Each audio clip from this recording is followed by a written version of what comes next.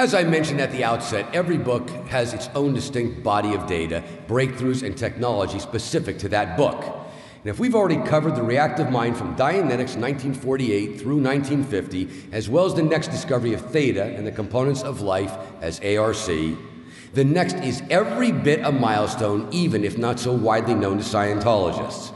Indeed, the book and its companion represent the beginning of the crossover from the subject of Dianetics to the subject of Scientology. And that only takes you to the starting line of all else this book contains, just as it's only a shadow of the lost technology from this period. The book is Advanced Procedure and Axioms, and the technology contained within is thought, emotion, and effort. Now, if those terms and their meaning are not immediately recognizable or familiar to you, then consider this. Effort processing is the very technology LRH used to map the genetic line, meaning the whole track of genetic evolution.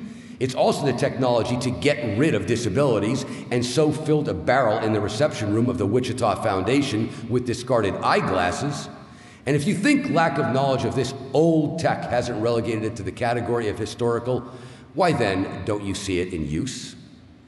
Indeed, this 1951 technology, effort processing, is even mentioned by LRH in a 1981 HCOB on introductory processes for all org public divisions. So no, lost tech doesn't even begin to describe it. Then again, here's one where everything we've covered so far comes into play. The book itself, definitions, and most definitely its never before available companion lecture series. So let's start with the book and why it's lost tech. As for why, here's the classic case of something not quite right. You go back to the last time you were doing well, but you keep running into a wall because the pages are in the wrong sequence. Specifically, if any of you by chance attempted to follow the procedural steps of effort processing and figure out just how LRH mapped that genetic line, well, you may well have felt like a Neanderthal the moment you hit the key chapters on effort processing.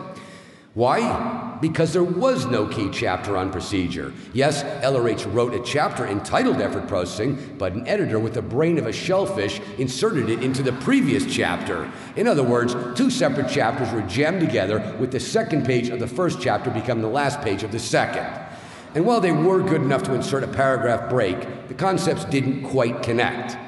So while you may have found yourself puzzling over Advanced Procedure and Axioms, it's not because the book is too advanced for us humanoids. It's simply because someone from the wrong side of the gene pool messed up the manuscript.